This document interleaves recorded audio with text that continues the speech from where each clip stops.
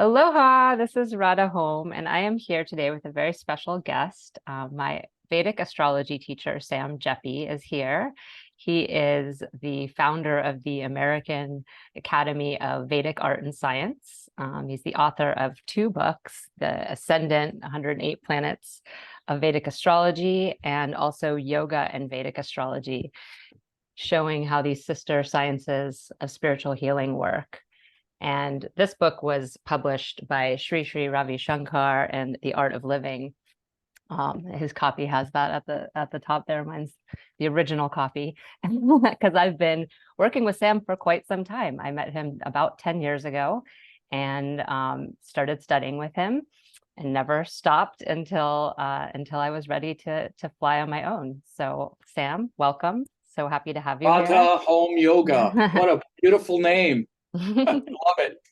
Thank you. Wonderful. Um, Yeah. so we're happy to have you here. You teach these amazing certification courses that really change lives and help people not just to, have a career in astrology, but to understand truly how this works, how these systems work, and how they're interwoven with the ancient teachings of yoga, which is something that I really appreciated about your course. So do you want to just tell us a little bit about what got you into teaching astrology? How did you find astrology? Well, kind of found me. Sort of like I heard your name. Your name kind of found you, right? Right. Um, it's actually, and by the way, thank you so much for that introduction. Your presence in my life has meant so much to me throughout the years. You, students like you who have always been there, dedicated to these teachings that are really transcendent, and they do sort of select us at an age and even before we know what's being selected. I'll tell you, I was born in rural Maryland, grew up, didn't have any exposure to yoga, astrology, Indian teachings, nothing like that. When I grew up, I was born in the 60s. And when I grew up in the late 60s, early 70s, I mean, when I was a little kid, you would see on TV, you would see these weird references to like hippies who were like meditating and like peace and love. And you'd see them sort of clowning around about like Hare Krishnas and stuff like that. If you go back and watch any of these old TV shows, even like Charlie's Angels or some of these weird TV shows, anytime you would see Indian culture portrayed, it was some kind of, again, like some sort of comic relief or some like hippies who are like, let's say there'd be like a crime fighting show, like Charlie's Angels, and they're trying to fight crime, but there's some Hare Krishna hippie who can't keep their head together or something weird. I'm saying this because even back then when I was a kid, like 8, 9, 10 years old, and I would see that kind of reference, something in me knew that was wrong. Like, that's not what that stuff is really all about. And I also knew, because I had a pretty difficult childhood with divorce and stuff, I also knew, and this is crazy, but I knew someday meditation is going to save me. Like meditation, when I would hear the word meditation and that idea, I knew that no, one day this is going to be the thing that's going to, and I even knew this thing's going to save me because this stuff that's going on is crazy. So, And I you graduated high started, school. oh, I'm sorry, go ahead. you What? started meditating really young. Is that Yeah, correct? I was about to Yeah. say, so again, without this, out of the childhood, but it is important because these connections, it's kind of like past life or connections that you can't really understand, but I definitely recognize that sort of portrayal of what meditation or hippies or Indian stuff was not, that's not really what it was. And when I graduated high school, I had a year or so of drinking and partying and playing in music.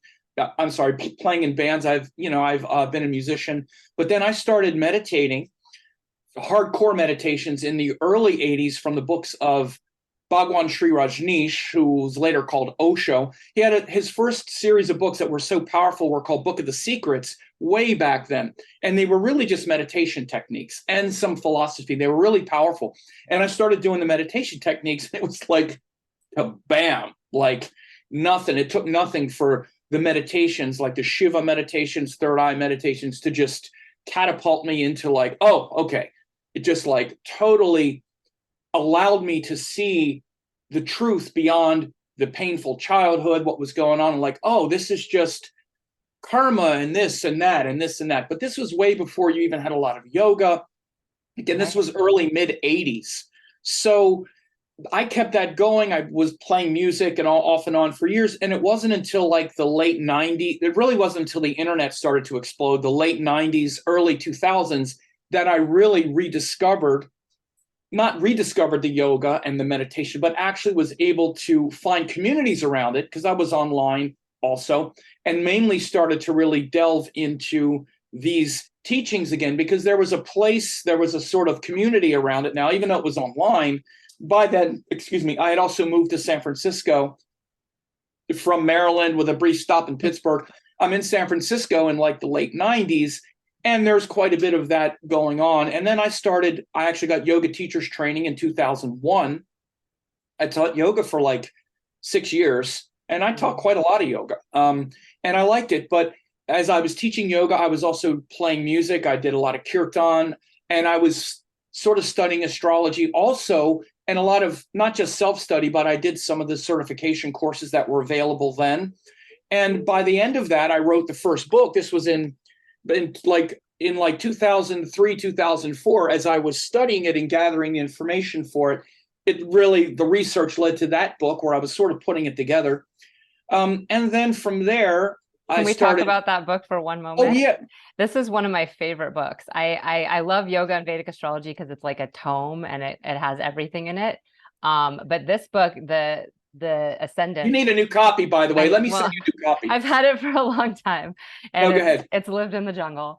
But this book really focuses on the rising sign, on the ascendant, and how each of the different rising signs have a completely different reality based on where the other houses are.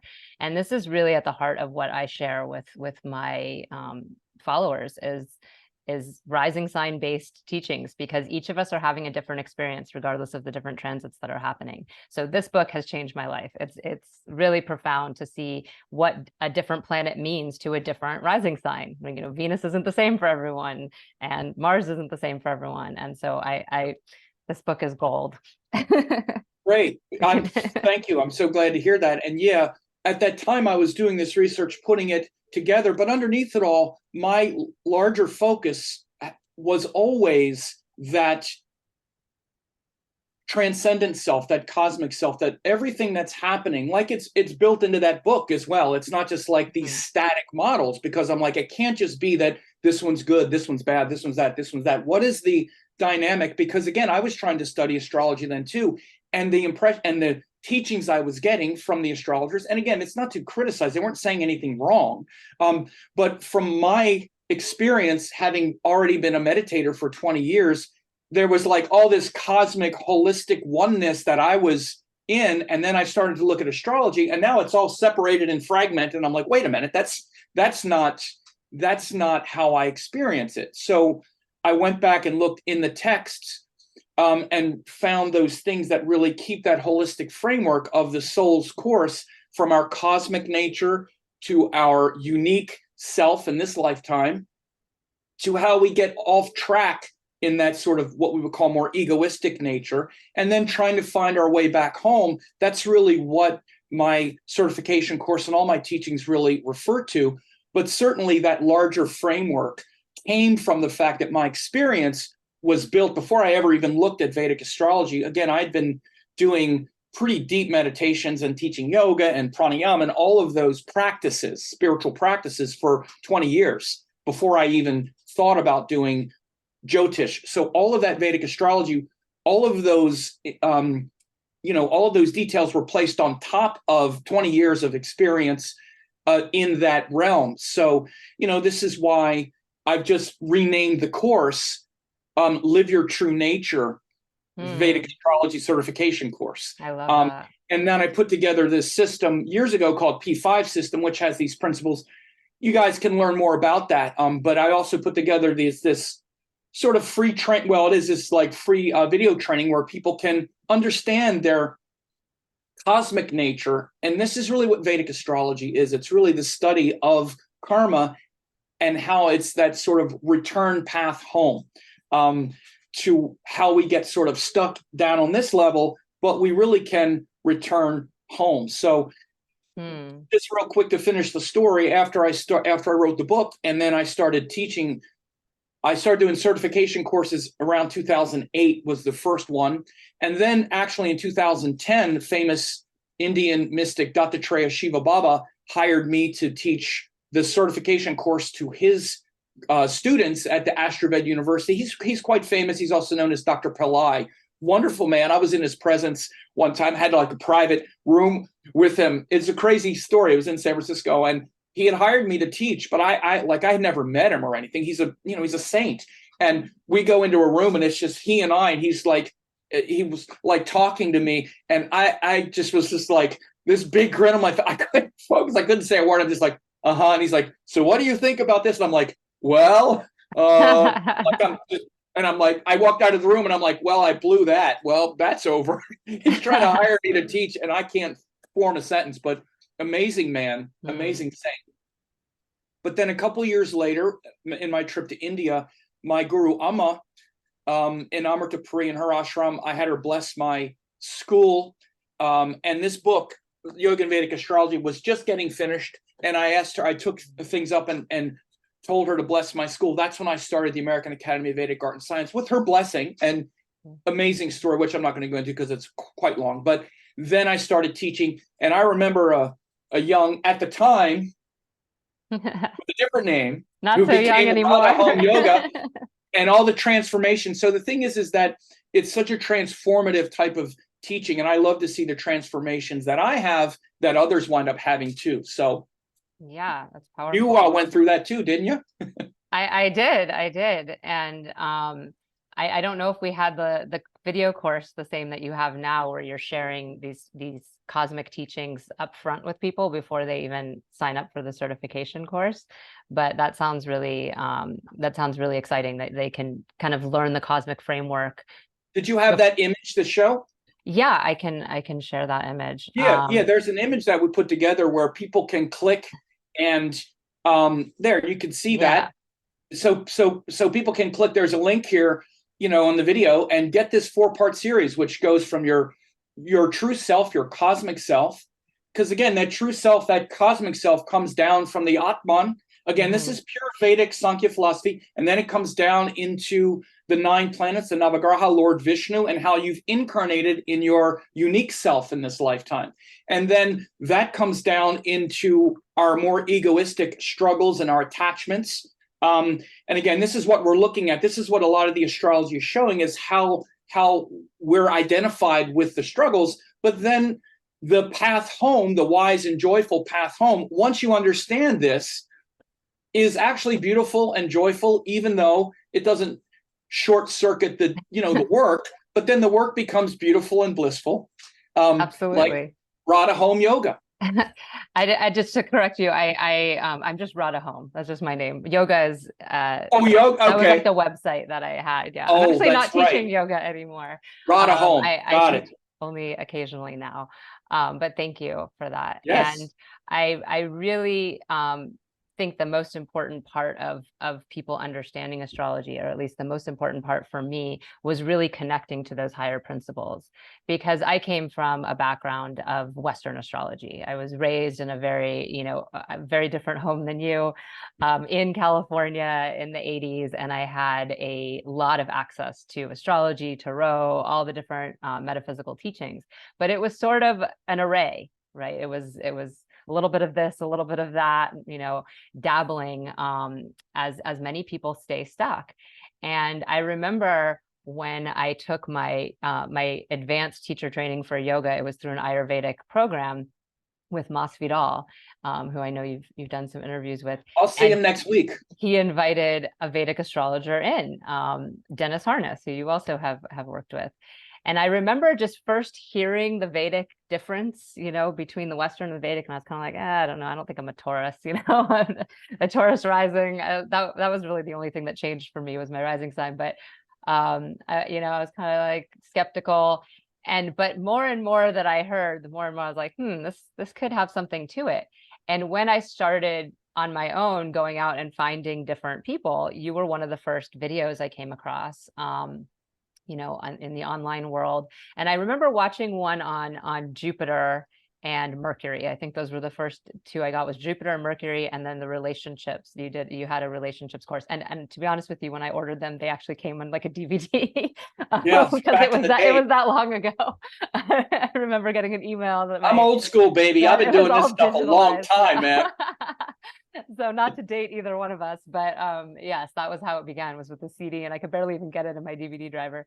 But those, just the way that you were teaching, I immediately tuned into. I was like, yes, I really value teachings that make sense again and again and are not just rote memorization of specific principles. And unfortunately, so much of the world of Vedic astrology really does stick to this sort of, memorization of these different things that they've heard and know, and just kind of throwing them out without any prioritization or order of importance or just organization around it. And as soon as I heard you speaking, I was like, this person's mind works in a way that I can learn from. And I had been so into Western astrology. I see all these old notes and things. I had books, I had all kinds of stuff, but I never thought to study it. And it wasn't really until I was introduced to this in this way by you that I was like, oh, I can study this. Like, I can Right. learn this very easily because it's being presented in a way where, granted, I had a strong yogic background and I knew a lot of these principles and things like yourself. I was already meditating, I was already doing yoga, but I you know to present it in such a way where it's connecting those basic Vedic principles that are true in all the Vedic sciences, and everything you're doing, if you're studying anything about, anything about any of it, yoga, Ayurveda, or astrology, and to bring it into the framework of looking at people's charts, and to the point where you can look at someone's chart and have complete confidence. And for me, that's really, I see it. I've met so many people who've taken other courses, and I've met people who've dabbled and self-taught and all the different things, and they just don't have the confidence I have when looking at a chart. I know what I'm looking at when I see it, and I'm not confused. And if there's, any point of confusion, it's usually something like the person's rising sign isn't right, or something, their time of birth was wrong, or there's a lot of times people are very confused about themselves. Yeah. And they have a lot of blind spots, and you have to find ways to talk to them that, that meet them where they're at and what they're willing to know about themselves or accept about themselves. But it's really powerful to have this tool and to understand life, even for myself, not just for clients, but for my own chart and my own understanding. Because guess what? Life doesn't necessarily get easier on the outside. Things still happen. You still have families and children and, relationships and work and all the different things that happen in life. But being able to navigate it with somewhat of a calm, cool, and clear view of what's actually going on, to have timelines and understanding when things are changing and when things are, when things might be a little bit more intense. All of these things make it more easy, just to live and just to exist, and certainly to do this kind of work. And so I really am grateful for having taken the course, and just for where it's brought me, not just in my career, but in my life. And thing that you hit a couple things that are the most important and that are my core motivations for even starting the course, because when I started doing astrology, the world, from my point of view, again, I was where you were when you started and where everyone starts. First of all, the world doesn't need another astrologer. There are plenty of astrologers. When you started your practice, and you heard me, because a big part of the course is also teaching you guys how to do it. Here's how you get through that. There's room for you. There's room for you to create that. There aren't enough astrologers. In fact, where there's always room for more. But when I started, it was like, well, why does the world need what I have to say? I teach some classes and teach this, but it's exactly the thing that you said that you picked up on, is I didn't see. And I mean, maybe, and I still don't really see that astrology is a system that it can be taught systematically to anyone who wants to learn, just like any college level course. If someone wants to be a doctor or an architect or a this or that, you don't have someone go, oh, well, I'm sorry, you're just not gifted enough to be able to do it. Well, no, that's the failing of the educational system or the teacher or whatever. I've taught people, again, you have a background in yoga, many don't. Some people start from absolutely nothing. And if they just follow along, it's a system, and it's something that can be learned and should be learned, actually, because we're all meant to know. the larger picture is not how to do astrology, but who are we and why are we here? Because that's actually the most important thing that you learn when you study Vedic astrology, particularly with me, because that's really what the first part of the course is, or even this free video series that people will get, is actually to just first say, wait a second, before we say, here's astrology, and I don't know if I want to learn it, I don't know if I want this, I don't know if I could do it. We don't even know what it is most of the time. Most people don't even really know what it is. Like, what are you even looking at? What are you even trying to figure out? What do you think it even is? So we got to start with that. And actually, that's the most important part. And it's one of the P's, the 5 P's, which is what's the purpose? What are the principles? You stack the principles. Then you said one of the things, the priority and sequence, because everything is not as important as everything else. And you don't do things in just random order. And then you have to practice it. You have to do it. So those are the 5 P's of the system. But the main reason I decided to even teach certification courses is because that's where I saw, that's what I was also very passionate about, was like, there's a couple things. First of all, it was that it wasn't being taught that way, but also just all of the scary gloom and doom. It's so bifurcated. There's the good ones and the bad ones, and you have the good thing and then the bad thing will happen, but watch out for the bad. It's just this whole kind of, like I said, instead of this holistic structure into which we've all incarnated and we are returning to it, whether we know it or not. It's not like we are. That is your nature. Again, that's why I'm even calling the course Live Your True Nature, because that's actually not only what we're trying to do, but what we are doing. It's just a matter of whether we know that's what we're doing or not. Right. And Jyotish is the science of light, which shows the light. But first, the light is who are you and why you're here and why is any of this here? That's the first light that has to turn on. And if it doesn't, however bright that light is, everything else is going to follow.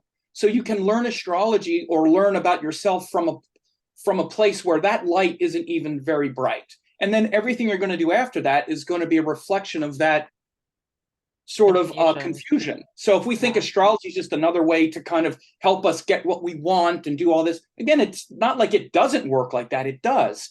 But that's the least important part of it. The most important part is, who am I? Why am I here? What is this beautiful, miraculous, divine mother I've incarnated into?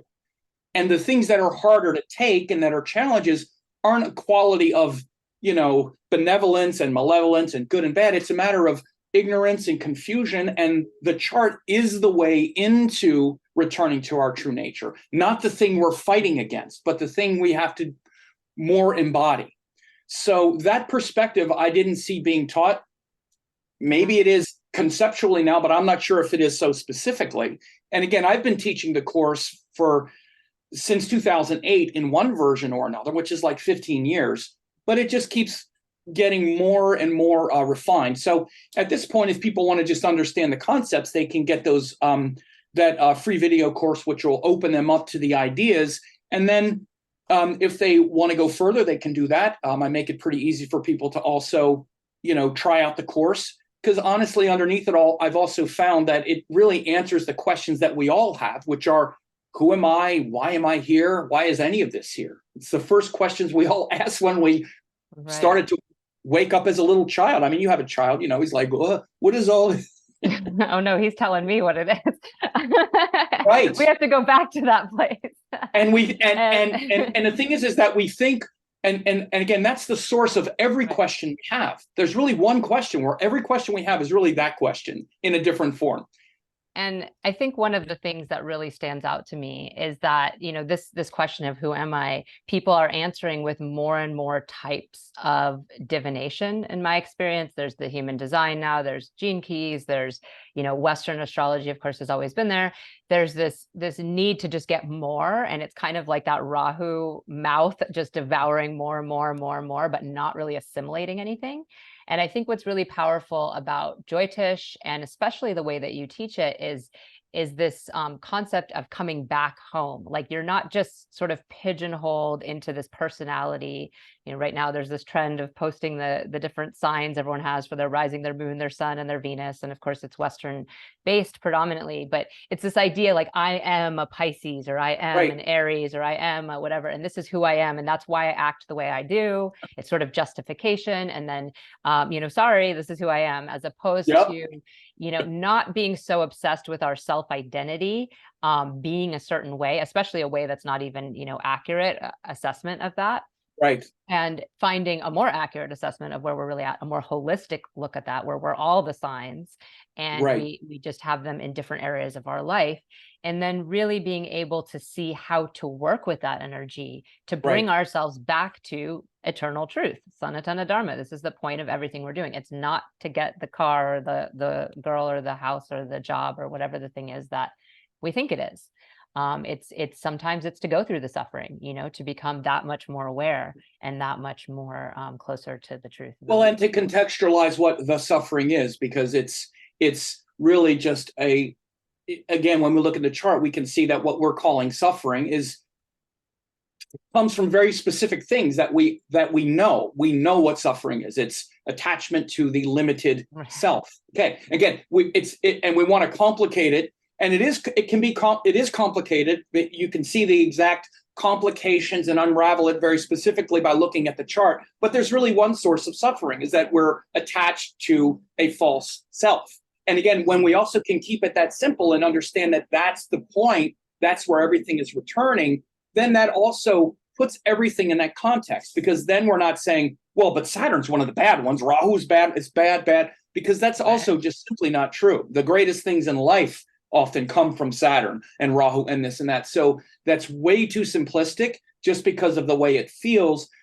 So if someone studies with more depth, these are the things that they learn. But many times that is most reinforced by understanding those higher leverage concepts, which again, people could get when they join and get the free videos. The first video is about your cosmic nature, which is about Sanatana Dharma and Paramatman, Jiva Atman, the soul, what namaste, why we say it, what it means, how we've incarnated with these separate ideas, what karma is in the mind. Again, the video series takes you through that. Like, what is karma really? Because again, we say this, people say it a lot, they don't even know what it is. Don't even know what that is. It's in the mind. So again, karma comes into the mind, and then the future karma or the actions you take are totally up for grabs. But if you don't understand how to bring presence into the moment, then you're going to be like a reactive sort of animal, right? And so all of these things come when you understand the larger context. So anyway, and I'll put the link for that in the comments and in the description here, so people can click on that and sign up just to get the free introduction of what is it called again, the first video course that you're teaching. It's Live Your True Nature. Oh, so it's the name of, okay, so it's the it's just Live Your True Nature. Yeah, your True Nature certification. Yeah, those 4 videos, again, that's for people whether they want to get astrology certification or not. It's just to teach people this. And your free videos offer so much insight and so much value that it's really amazing how much I can learn from just something that you offer. You've always offered a lot of great content, and I try to do the same in my own busy world. It's all love. Yeah, it's all love. It's really, and it's important because the truth is that you're here, and I've always felt this, and I feel this so strong. You really want people to understand this. You really want there to be more people who understand how to use Vedic astrology properly, and that is that's key. That's the goal. Yep. So I appreciate that. What's your favorite thing about teaching people astrology before we go? The thing you just mentioned, is that I just really love seeing people get it. Yeah. And again, this is why you've always been one of my favorites amongst the favorites, because not only do you get it, but you do something with it. My favorite part is seeing people changed and transformed by it. Even again, and that doesn't even mean that they're going to go on to be well-known astrologers, but anytime, obviously, as a teacher, that I see people communicate back how much this helped them and how much this is, obviously that's the best part. Yeah. that's the reason that we do it, or that I do it. And honestly, I'm the most grateful and lucky person in the world that I've been able to actually learn this stuff. It's been through the grace of my guru, for sure. My guru, Amma, Hmm. um, her blessing my school, her blessing my practice. That's really where it all started for me a long time ago, because again, I didn't know I was going to succeed. I hadn't really succeeded at anything, frankly. And that's really the truth. I didn't go to Hmm. college. I didn't succeed in anything. And I just wanted to help and wanted to bring this out in the world, because for me, I think it's the most beautiful teachings there are. It connects to the highest Hmm. knowledge and wisdom and the thing that we're all really looking for. So the part I love the most is just doing it. You got to love the process, Yeah. right? It's like saying, what's your favorite part of raising your child, right? It's like, maybe you could find, I mean, it's just the process of doing it and Yeah. seeing the growth come back. Like, wow, yes, I'm doing it. And doing it. Yeah. Haven't totally messed up. And this is probably the best part, is interacting with my fantastic students. So Thank you. And thanks for taking the time out to talk to us about this today, because I really think this is valuable for everyone to learn. And it's such an important it's such an important gift to the world that you're doing here. So thank you I for honor your work, Radha home. that. Thank you. Well, anyone who wants to sign up can check out that link and just check out his Live Your True Nature course. And for free, you'll get a lot of valuable information. And from there, if you want to study further with him, you can. Thank you, Sam, and see Thank you you. again soon. Aloha. Yes.